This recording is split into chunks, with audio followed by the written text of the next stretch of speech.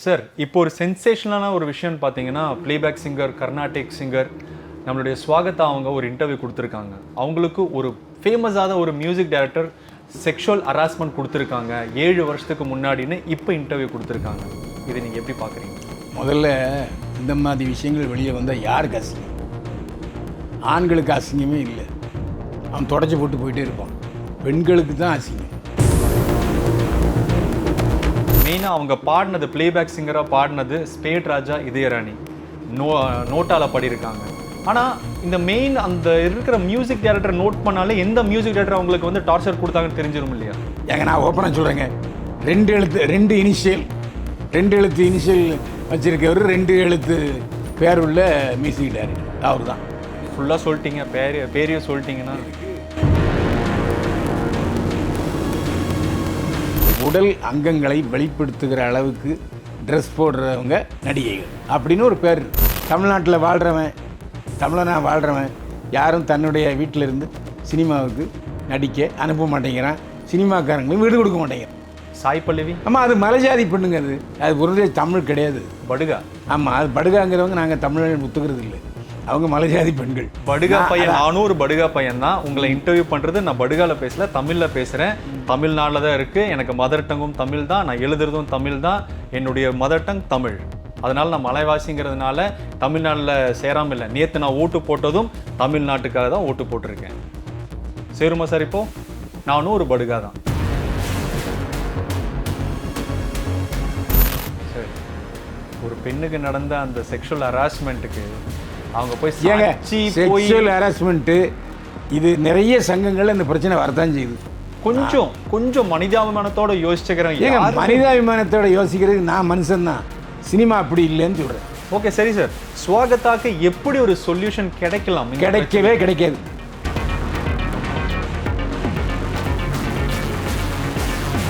சினிபஸ் நேயர்கள் அனைவருக்கும் வணக்கம். நான் உங்க வெங்கட். இன்னைக்கு நம்மளோட இணைந்திருப்பது பைல்வான் ரங்கநாதன் அவர்கள். ஹலோ சார், வணக்கம்.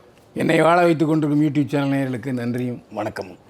சார் இப்போ ஒரு சென்சேஷனலான ஒரு விஷயம்னு பார்த்தீங்கன்னா பிளேபேக் சிங்கர் கர்நாடிக் சிங்கர் நம்மளுடைய ஸ்வாகத்தா அவங்க ஒரு இன்டர்வியூ கொடுத்துருக்காங்க. அவங்களுக்கு ஒரு ஃபேமஸான ஒரு மியூசிக் டைரக்டர் செக்ஷுவல் ஹராஸ்மெண்ட் கொடுத்துருக்காங்க 7 வருஷத்துக்கு முன்னாடின்னு இப்போ இன்டர்வியூ கொடுத்துருக்காங்க.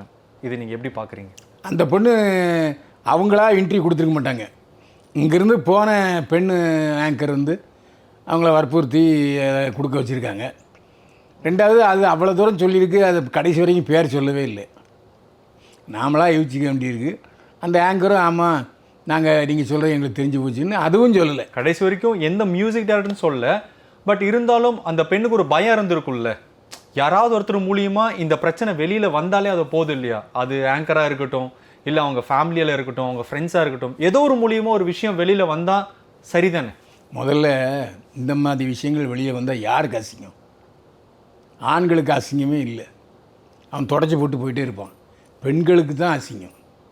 சார் இதை வந்து ஒரு ஃபுல் ஸ்டாப் வைக்காமல் அப்படியே கமா போட்டு போயிட்டே போனால் அது மிகப்பெரிய குத்தமாக தெரியலையா? இல்லை, ஃபுல் ஸ்டாப் வச்சோன்னு நீங்கள் என்ன செஞ்சீங்க? இப்போ அந்த கம்ப்ளைண்ட்டே கொடுக்குறாங்க, என்ன பண்ணுவாங்க? அஃபிஷியலாக அதுக்கு ஸ்டெப் எடுத்து தான் முடியாது. சாட்சி எங்கே இருக்குது? சாட்சி தான் சொல்கிறாங்களே. என்ன சாட்சி? அந்த ஸ்டூடியோ ஃபுல்லாக கேமரா இருக்குது, கேமராவில் ரெக்கார்ட் ஆகிருக்குன்னு சொல்லியிருக்காங்களே. ஆமாம், அது எங்கே இதுக்கிட்ட இருக்கா? அவங்கக்கிட்ட இல்லைனாலும் கேஸுன்னு ஃபைல் பண்ணும்போது எஃப்ஐஆர்னு ஃபைல் பண்ணும்போது எடுப்பாங்கல்ல. சின்மயி வந்து வைரமுத்து மேலே குற்றம் சாட்டும்போது எவிடன்ஸ் எதுவும் இல்லை, லேட்டாக சொன்னதுனால அதுக்கு தான் பாதம் வந்துச்சு. அதுக்கப்புறம் சைந்தவி டப்பிங் யூனியனிலிருந்து தூக்கப்பட்டார். அவருக்கு வாய்ப்புகள் மறுக்கப்பட்டன. பின்னணி பேசுகிற வாய்ப்பு கிடையாது, பின்னணி பாடகியாருக்கும் வாய்ப்பு இல்லாமல் இருந்துச்சு. இப்போ தான் ஏதோ ஒரு படத்தில் பாடி அதுவும் பிரச்சனை ஆகி படத்தில் அந்த பாட்டு இல்லை. ஆனால் என்னதான் இருந்தாலும் சின்மயிக்கு நடந்தது குற்றம் தானே? ஏங்க நடந்திருந்தால், உண்மையிலே நடந்தால் குற்றம் தான். ஒரு பொண்ணு சும்மா சொல்லுவாங்களா சார் அவங்களுக்கு நடந்த அநீதியை? ஒரு அதையே உடனே சொல்லல. உடனே சொல்கிறதுக்கு வைரமுத்து சார் எந்த அளவுக்கு பெரியவர்னு தெரியும். பட் அவங்கள பகைச்சிக்கிட்டு இண்டஸ்ட்ரியில் இருக்க முடியாதுன்னு தெரியும். அப்போ தான் அவங்க வந்து சின்மயை வளர்ந்துட்டு வர்றவங்க. அந்த மாதிரி இருக்கிற ஒரு கண்டிஷனில் அவங்க எப்படி போய் நிற்க முடியும்? ஒரு மாரல் சப்போர்ட்னு யாராவது நிற்கும் போது தானே அடுத்த டைம் அவங்க குரல் கொடுக்க முடியும். அந்த டைம் தான் மீ2 கேஸில் சின்மயை வெளியில் எடுத்துகிட்டு வந்தாங்க. அதுலேயும் அவங்கள தான் குத்த சொன்னாங்க, இப்போவும் இவங்கள தான் குத்த சொல்கிறாங்க. பட் பெண்கள் அப்போ எப்போ தான் அவங்க பேச முடியும்?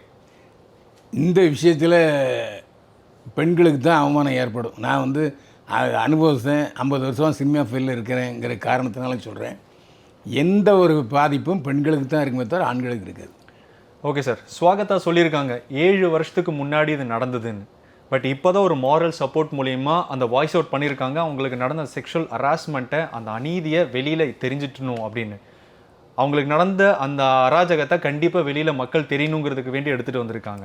பட் அந்த மாதிரி இருக்கும்போது அவங்க இன்னொரு விஷயத்தையும் ஹைலைட் பண்ணியிருக்காங்க. சின்ன சின்ன குழந்தைங்க பாட வர்றதை கூட அவங்க வந்து உள்ளே ஃபிக்ஸ் பண்ணியிருக்கிற கேமரா மூலிமா பார்க்குற விதம் தப்பாக இருக்குது, அதையும் நான் நோட் பண்ணியிருக்கேன் அப்படின்னு இருக்காங்க. இதை நீங்கள் என்ன இப்போ சொல்வீங்க? எல்லாமே தப்பு தான், நான் இல்லைன்னு சொல்லு. ஆனால் இதை பயந்தாங்கொள்ளித்தனமாக ஓடி போய் அங்கே உட்காந்துக்கிட்டு என்ன காசியில் போய் உட்காந்துக்கிட்டு பேசுகிறதுக்கு என்ன இதில் இருக்குது? 5 விரலும் ஒரே மாதிரி இருக்காதுல்ல சார். அயன் லேடியாவும் ஒரு பெண் இருந்திருக்காங்க, பயந்தவங்களாவும் பெண் இருந்திருக்காங்க. பட் அந்த பெண்கள் வெளியில் வாய்ஸ் அவுட் பண்ணணும்னா ஒரு மாரல் சப்போர்ட் வந்தால் தானே முடியும். மாரல் சப்போர்ட்டு கிடைக்காது சினிமாவில், அதை நான் உறுதியாக சொல்கிறேன். இதுக்கு ஏகப்பட்ட உதாரணங்கள் இருக்குங்க. அதாவது ராஜா தெலுங்கில் அவர் நடித்த படம் எல்லாம் சூப்பர் ஹிட்டு. அவர் தமிழ் நடிகை ஒருத்தியை டார்ச்சர் பண்ணார், நைட்டில் போய் கதவு தட்டினார். அதேமாதிரி ஷூட்டிங் ஸ்பாட்லே அந்த டான்ஸு ஷூட்டிங்லே டார்ச்சர் பண்ணார். போய் மறுநாள் போய் ஹைதராபாத் போலீஸ் ஸ்டேஷனில் கம்ப்ளைண்ட் பண்ணாங்க. போலீஸ்காரங்க வந்தாங்க. யாராவது ஒரு லேடி, ஒரு லைட்மேன், யாராவது ஒரு டெக்னீஷியன் ஆமாம் நடந்த உண்மைன்னு சொன்னாங்களா? அப்படி ஒரு சம்பவமே நடக்கலைன்னு சொன்னாங்க. அந்த நடிகை நைட்டோட நைட்டாக ட்ரெயின் ஏறி சென்னைக்கு வந்துருச்சு. அப்போ இதான் நடந்துச்சு. அப்போ இதெல்லாத்துக்கு ஒரு எண்டே கிடையாதா சார்? எண்டே கிடையாது, இது தொடரும் தான்.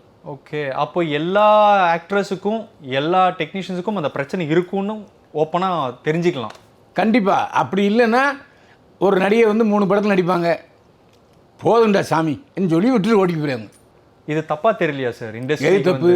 இண்டஸ்ட்ரி வந்து இது ஏறுமுகம் இல்லை, இறங்குமுகம் மாதிரி தானே இருக்கு. ஒரு பெண்களுக்கு ஒரு சப்போர்ட் இல்லைன்னு சொல்லும்போது இது வந்து ஆண்கள் ஆக்கிரமிப்பு உள்ள ஏரியா சினிமா. இப்போ எந்த நடிகைக்காவது டிஸ்ட்ரிபியூட்டர் வந்து படத்தை வாங்குறாங்களா? ஹீரோ யார் ஹீரோ? விஜயா, அஜித்தா, ரஜினியா, கமலா, தனுஷா, செம்புவா, இப்படி தானே கேட்குறாங்க. அதே காலகட்டத்தில் லேடி சூப்பர் ஸ்டாரா அறம் படத்தில் நடித்த நயன்தாராவுடைய படம் சூப்பர் ஹிட் ஆச்சு, நல்ல வசூலியும் ஏற்பட்டது. அதில் எந்த ஹீரோவும் இல்லையே. அது 1000ல் 1ங்க. அது விதிவிலக்கு. கேரஜியாவும் தனக்கு முக்கியமான பாத்திரங்கள்லாம் நடித்தாங்க, அவங்களே சொந்தமாக தயாரித்தாங்க. அப்படியே அப்பப்போ ஒருத்தர் வந்து விஜய் சந்தியும் வந்துட்டு போனாங்க, நான் இல்லைன்னு சொல்லலை. ஆனால் இது ஆண்கள் ஆக்கிரமிப்பு உள்ள உலகம். இது நடிகைகளும் அதில் பெண் டெக்னீஷியனும் சொல்லியிருக்காங்க, ஒத்துக்கிட்டு இருக்காங்க.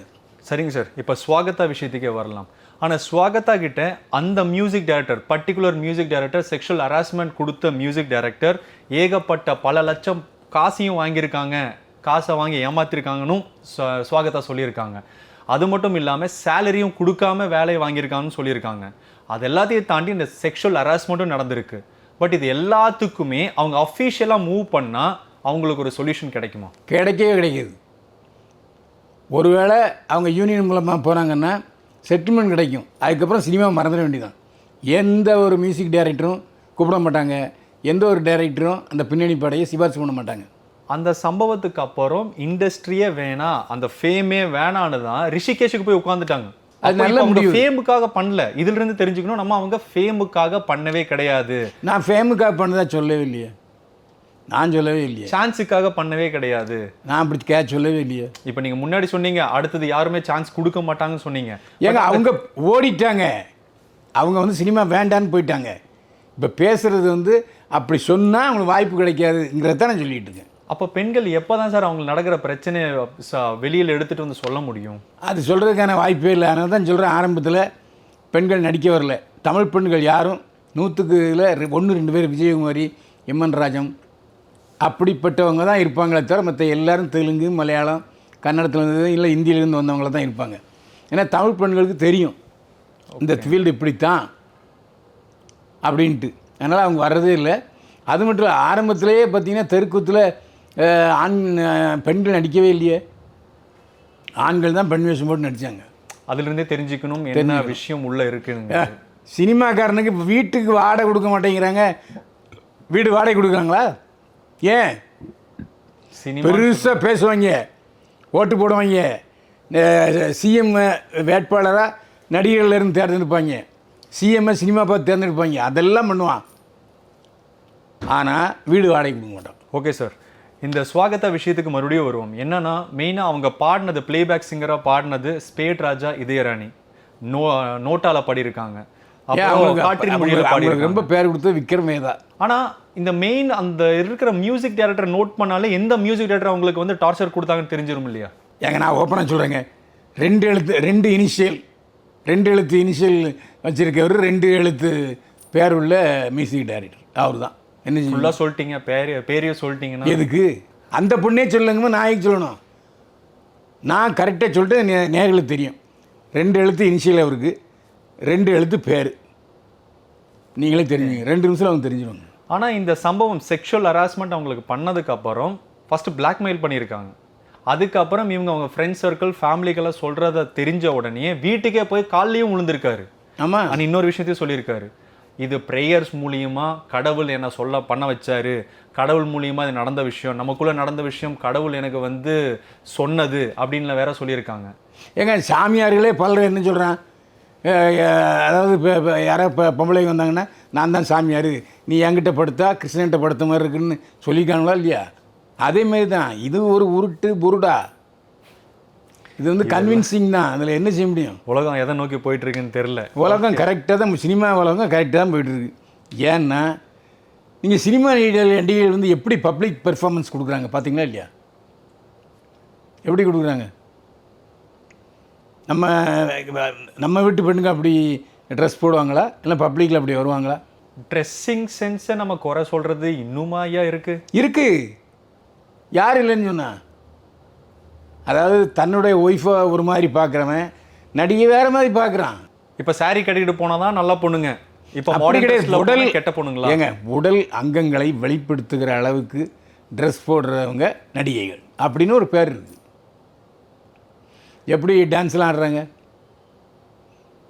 அதாவது நான் ஓப்பனாக சொல்கிறேன், நான் இவ்வளோ நாள் இருக்கேன், நிறைய பேர் பெண்கள் என்கிட்ட வாய்ப்பு கேட்டிருக்காங்க. சினிமா நடிகர் இந்த டைரக்டர் பார்க்கணும், அந்த டைரக்டர் போகணும். ஏம்மா என் தொழிலை மாற்றாத, நான் உன்னை சொல்லுவேன், ஆனால் அவன் அட்ஜஸ்ட் பண்ணிட்டு கேட்பான். அப்போ என்னையை பற்றி நீ தப்பாக நினைப்ப, நீ ஒத்துக்கலைன்னா டைரக்டர் என்னை பற்றி தப்பாக நினைப்பான். எதுக்கு இந்த வேலை விட்டுறமான்னா அந்த பொண்ணு என்ன சொல்லணும் தெரியுமா? பரவாயில்ல சார், அவர் சான்ஸ் கொடுக்குறாருந்தா நான் அட்ஜஸ்ட் பண்ணுறேன் சொல்கிறாங்க. மியூச்சுவல் அண்டர்ஸ்டாண்டிங்கில் நடக்கிற விஷயத்துக்கு நம்ம டாபிக் எடுத்துகிட்டு வந்து பேசியிருக்கவே மாட்டோம். ஸ்வாகதாக்கு நடந்தது ஒரு அநீதி, ஒரு செக்ஷுவல். இதை ஏங்க அப்போ சொல்லலை? பயந்து ஓடிட்டு போய் இப்போ வந்து பேசுறதுல என்ன இருக்குது சார்? பப்ளிசிட்டி கிடைக்கும் இல்ல, நம்ம தப்பு நடந்தது தான், அது மாத்தல. ஆனால் 7 வருஷத்துக்கு முன்னாடி நடந்த விஷயத்தை இப்போ வெளியில் எடுத்துட்டு வந்து சொல்றாங்கன்னா இப்போ ஒரு மாரல் சப்போர்ட் இருக்கு, அவங்களுக்கு ஒரு தைரியம் இருக்கு. ஓகே, எனக்கு ஒரு என்ன சொல்யூஷன், விளைவு என்ன, அது அவங்க தான் சொல்லணும். ஸ்வாகத்தா இது மூலமா என்ன கிடைக்குது? பப்ளிசிட்டி கிடைக்கும், அவ்வளவுதான். 2 நாள் பேசுவான், 3 நாள் மறந்து போயிட்டே இருப்பான். பப்ளிசிட்டிக்காக செக்ஷுவல் ஹராஸ்மெண்ட் பத்தி ஒரு இல்ல இது ஏங்க இல்லை. இப்போ நாம ஏன் பேசுறோம்? எதுக்கு பேசுகிறோம்? அதுக்கு நீதி கிடைக்கும் நான் பேசிக்கிட்டு இருக்கோம். நமக்கு வியூஸ் வரும்னு பேசிக்கிட்டு இருக்கோம். நமக்கு வியூஸ் வரும்னு பேசுகிறோம். ஆமாம், அந்த வியூஸ் மூலியமா அந்த பெண்ணை இன்னும் நாம் வந்து குத்தி கொள்கிறோம். ஓகே, ஏன் நீங்கள் சொல்கிறது கரெக்டு, நம்ம வியூஸ் வரணும், அது நம்ம விஷயம். ஆனா இந்த வியூஸ் 10 பேரை வந்து சேர்றதை விட 15 பேரை சேரும்போது 15 பேருக்கு இந்த பொண்ணுக்கு நடந்தது அநீதிங்கிற விஷயம் அவன் கேர் பண்ணவே மாட்டான்.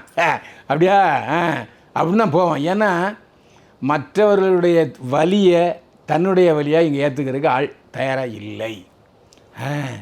அந்த பொண்ணுக்கு அப்படி நினச்சா, ஓ அவர் அப்படிப்பட்டவரா, இன்னும் கொஞ்ச நேரம் பேசுவான், அவ்வளோதான். அதுக்கப்புறம் இந்த மாதிரி ஒரு சம்பவம் பக்கத்து வீட்டில் நடக்கிற வரைக்கும் தான் நியூஸ், அவங்க வீட்டில் நடக்கும்போது தான் தெரியும் அந்த வலியும் அந்த வேதனையும். அதனால தான் யாருமே